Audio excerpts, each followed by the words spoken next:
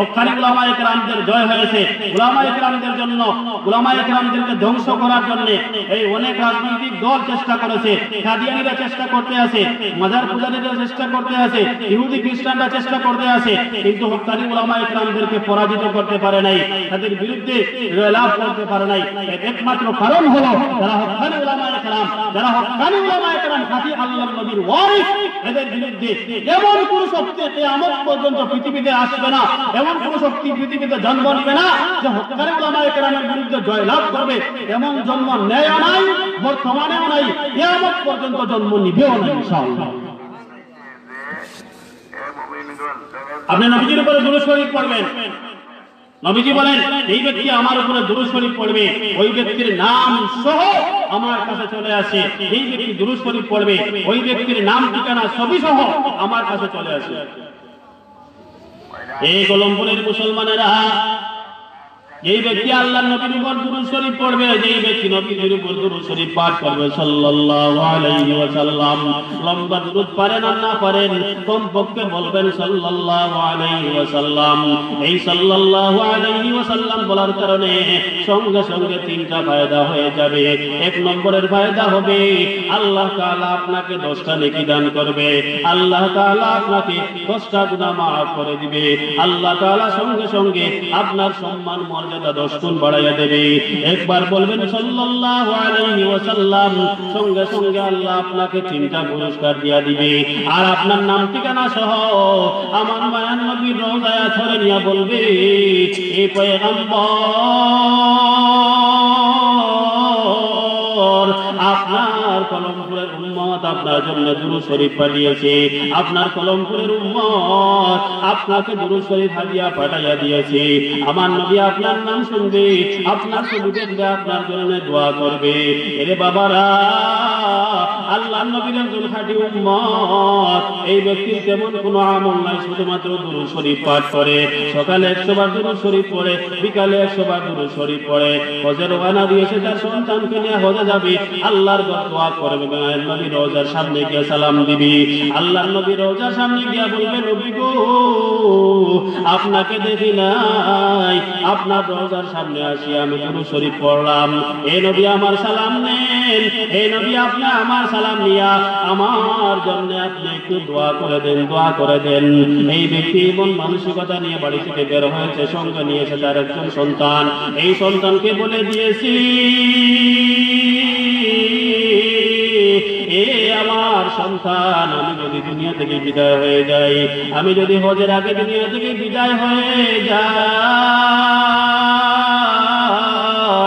তাহলে আমাকে বাড়িতে ফিরে নিয়ে আসবা না, আমাকে আমার ঘরে ফিরে নিয়ে আসবা না, কারণ আমি হজের পথে রওনা দিয়েছি, আমি হলাম নবীজির মেহমান, আমি হলাম আল্লাহর মেহমান, আমাকে ফিরে নিয়ে আসবা না, যেখানে মারা যাব সেখানে দাফন করে দিবা। আল্লাহর নবীর সন্তান নিয়ে যখন রওনা হয়, রাস্তার মধ্যে যখন বিশ্রাম নিতে যায়, সঙ্গে সঙ্গে আজরাইল চলে আসে, সালাম দিয়ে বলবে, হে আল্লাহর বান্দা, তোমার চলে যাওয়ার সময় এসেছে, তোমার দুনিয়ার জীবন শেষ হয়ে গেছে, এই মুহূর্তে আমি তোমাকে নিয়ে যেতে চাই। আল্লাহর বান্দা বলে, আমি তো হজের জন্য রওনা দিয়েছিলাম, আমি তো হজের জন্য গিয়েছিলাম, বাড়ি থেকে বের হয়েছি, হজের জন্য আমি রওনা দিয়েছি, আমি তো বাইতুল্লাহ জিয়ারত করব, নবীর রওজা জিয়ারত করব। আজরাইল বলে, না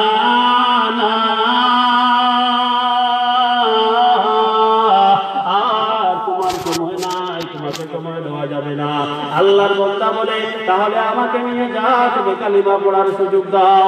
আল্লাহর বান্দা কালিমা পড়তে পড়তে দুনিয়া থেকে বিদায় হয়ে যায়। আল্লাহর নবীর এই পাগল যখন দুনিয়া থেকে বিদায় হয়ে যায়, তার সন্তান চাদর দিয়ে ডেকে রাখে। তার সন্তান কতক্ষণ পর যখন চাদরটা সরাইয়া মুখ দেখে, তখন দেখে তার চেহারা কালো হয়ে গেছে। ওই ব্যক্তি চিৎকার দিয়ে কান্না করে বলে, আল্লাহ, আমার বাবার বুঝি কোনো ভালো কোনো আমল নাই, ভালো কোনো আমল নাই। এই জন্য আমার বাবা মৃত্যুর পর কালো হয়ে গেছে, চেহারাটা মলিন হয়ে গেছে। কান্না করতে করতে সন্তান যখন ঘুমাইয়া যায়, ঘুমিয়ে পরে স্বপ্নে দেখে একজন মুরব্বী আইসা তার বাবার মুখের উপর থেকে চাদরটা সরাইয়া তার চেহারার মধ্যে হাত বুলাইয়া দেয়, আর সন্তানকে বলে, হে সন্তান, তোমার বাবাকে আমি মুখটা হাতাইয়া দিলাম, মুখটা আমি মালিশ করে দিলাম। এই সন্তান, তোমার বাবা অনেক ভালো মানুষ, তোমার বাবার চেহারার মধ্যে হাতটা আমি বুলাইয়া দিলাম, সঙ্গে সঙ্গে চেহারা সুন্দর হয়ে গেছে, একদম চন্দ্রিমা চাঁদের মতো উজ্জ্বল হয়ে গেছে। এই বান্দা বলে, এই মুরব্বী সাহেব, আপনি কে? আপনার কি পরিচয়? কেনই বা আপনি আসলেন? আপনি আমার বাবার মুখের উপরে হাতটা বুলাইয়া দেওয়ার সঙ্গে সঙ্গে আমার বাবার চেহারা সুন্দর হয়ে গেছে, চাঁদের মতো সুন্দর হয়ে গেছে, আর কালো নাই। আপনি কি পরিচয় আপনার? কোথায় থাকেন, কি করেন? আমার বাবাকে আপনি কিভাবে চিনেন? কিভাবে আমার বাবার সঙ্গে আপনার পরিচয়? এই মুরব্বী ডাক দিয়া বলে, এ সন্তান, তোমার বাবা যদিও তেমন কোনো আমল করে নাই, তোমার বাবা যদিও তেমন কোনো বেশি আমল করতে পারে নাই, কিন্তু জেনে না তোমার বাবা প্রতিদিন 100 বার সকালে বিকালে 100 বার দুরূদ শরীফ আমি নবীর উপরে পাঠাইতো। আমি হলাম আখিরি পয়গম্বর মুহাম্মাদুর রাসূলুল্লাহ সাল্লাল্লাহু আলাইহি ওয়াসাল্লাম। আমি হলাম আখিরি পয়গম্বর, আমার নাম মুহাম্মদ, আর তোমার বাবা হলো আমি নবীর উম্মত। তোমার বাবা তেমন কোনো আমল করতে পারে নাই, তোমার বাবার তেমন কোনো আমল নাই, কিন্তু সকালে বিকালে 100 বার আমি নবীর উপরে দুরূদ শরীফ পাঠ করত। আজকে যখন সকাল গড়াইয়া বিকাল গড়াইয়া চলে যায়, ওই ব্যক্তির নামে আমার কাছে দুরূদ শরীফ যায় না, দুরূদ শরীফ পাই না। আমি ফেরেশতাদেরকে জিজ্ঞাসা করলাম, এরে ফেরেশতারা, আমার ওই পাগল উম্মতটা কোথায় গেল? তুমি দুরূদ শরীফ পড়ে না। ওই পাগল উম্মতটা কোথায় গেছে? দুরূদ শরীফ পড়ে নাই, তার নামে আজকে দুরূদ শরীফ আসে নাই। ফেরেশতারা ডাক দিয়া বলে, পয়গম্বর, আপনার ওই পাগল উম্মতটা দুনিয়া থেকে চলে গেছে, বিদায় হয়ে গেছে, মারা গেছে। আমার নবী যখন এই মৃত্যু সংবাদ পাইলেন, সঙ্গে সঙ্গে আমার নবী বলেন, ওই পাগলকে আমি দেখতে যাব, ব্যবস্থা করে দাও। ওই পাগলকে আমি দেখতে যাব। ওই পাগলকে দেখার জন্য আমি যখন আসলাম, এসে দেখি আমার ওই উম্মত আশিকের চেহারাটা কালো হয়ে গেছে। এর মানে হলো এই ব্যক্তি জাহান্নামী গুনাহগার।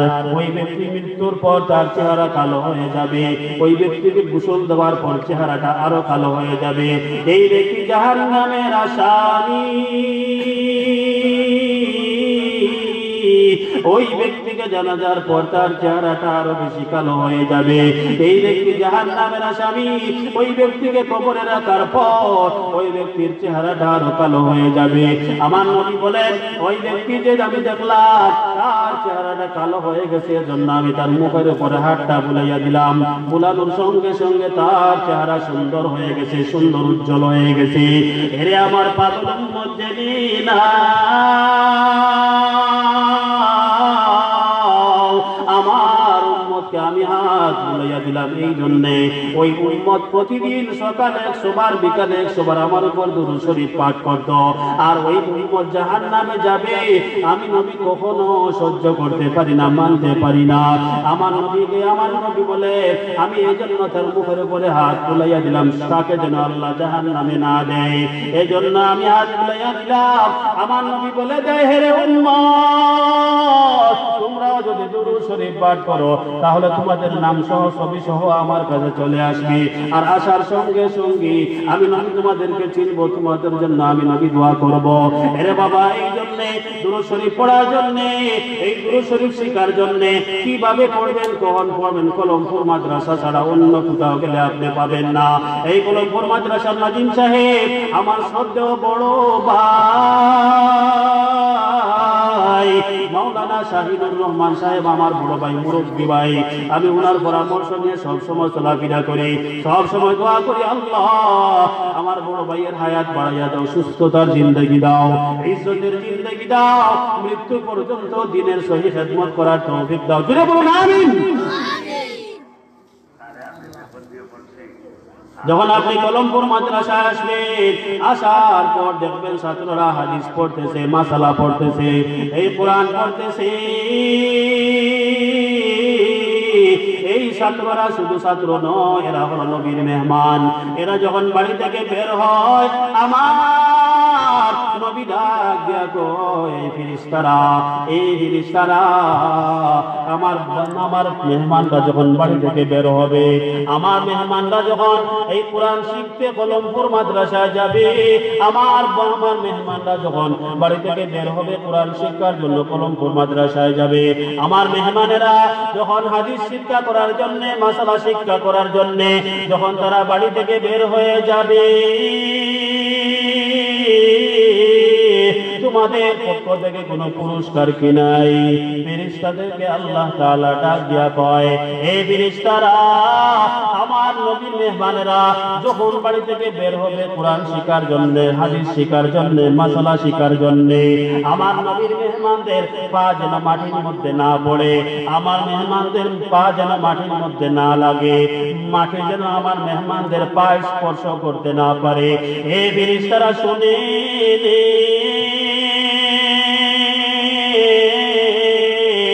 আমার নবীর মেহমানদেরকে তোমরা এমন ভাবে স্বাগতম জানাইয়া মাদ্রাসায় নিয়ে যাইবা, এমন ভাবে স্বাগতম জানাইয়া তোমরা নবীজির মেহমান খানা, নবীজির বাগানে নিয়ে যাইবা, যেন আমার নবীর মেহমানদের পা মাটি স্পর্শ না করে।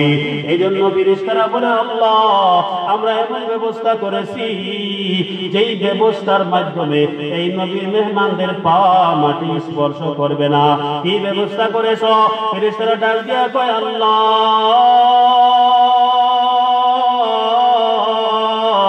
আপনার নবীর মেহমানরা যখন বাড়ি থেকে বের হবে মাদ্রাসা পর্যন্ত, আমরা ফেরেশতারা নূরানি রহমতি ফর বিছাইয়া রাখবো, আর এই ফরের উপর দিয়া নবীর মেহমানরা মাদ্রাসায় চলে যাবে।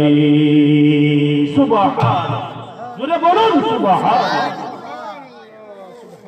নবীর মেহমানরা যখন ঘর থেকে বের হয়, রহমতের ফেরেশতারা নূরানি রহমতি ফর বিছিয়ে দেয়, পাখা বিছিয়ে দেয়, ডানা বিছিয়ে দেয়, আর সেই ডানার উপর ভর করে এই মাদ্রাসার ছাত্ররা, নবীজির মেহমানেরা আস্তে আস্তে মাদ্রাসায় চলে আসে। আমার নবী বলেন বুখারীর হাদিস, আল্লাহ রাব্বুল আলামিন একটি এলাকাকে উদ্দেশ্য করে বলবেন, হে ফেরেশতারা, হে জাহান্নামের ফেরেশতারা, যা জলদি করে যা,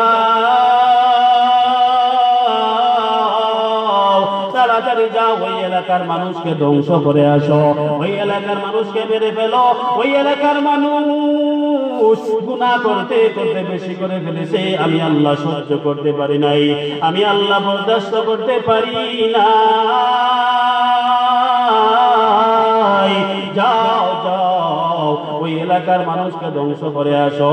যখন ফেরেশতারা জাহান্নাম থেকে আযাব নিয়ে চলে যায়, ওই এলাকার মানুষকে ধ্বংস করে ফেলবে, মেরে ফেলবে। যখন এসে দেখে কলমপুর মাদ্রাসার ছাত্ররা, কলমপুর মাদ্রাসার নাজিম সাহেব, কলমপুর মাদ্রাসার মুহতামিম সাহেব, কলমপুর মাদ্রাসার সভাপতি সাহেব, কলমপুর মাদ্রাসার উস্তাদরা, শিক্ষকরা, ছাত্ররা, ছাত্রীরা যখন আল্লাহর কালাম তিলাওয়াত করে, আর চোখ থেকে টপ টপ করে জমিনের মধ্যে পানি পড়ে, আর বলে, আল্লাহ ওই এলাকার মানুষকে মাইরো না, ওই এলাকার মানুষকে ধ্বংস করো না। আল্লাহ আল্লাহর কাছে যখন দোয়া করে, হে আল্লাহ ওই এলাকার মানুষ মানুষ আমাদের জন্য চাঁদা দেয়, মাদ্রাসার জন্য চাঁদা দেয়, চাউল দেয়, ডাউল দেয়, ধান দেয়। হে আল্লাহ, ওই কলমপুর এলাকার মানুষ মাদ্রাসা ছাত্রদেরকে খাবার খাওয়ায়, উস্তাদদেরকে লজিং খাওয়ায়, উস্তাদদের বেতনের ব্যবস্থা করে দে। আল্লাহ, ওই এলাকার মানুষকে মাইও না, ওই এলাকার মানুষকে ধ্বংস করো না। যখন দেখে বাচ্চারা, নবীজির মেহমানেরা বুকের পানি ছেড়ে ছেড়ে আল্লাহর কাছে দোয়া করি, এই আল্লাহর গৌরবের ফেরেশতারা বলে, আল্লাহ আমাদেরকে কোথায় পাঠাইলা?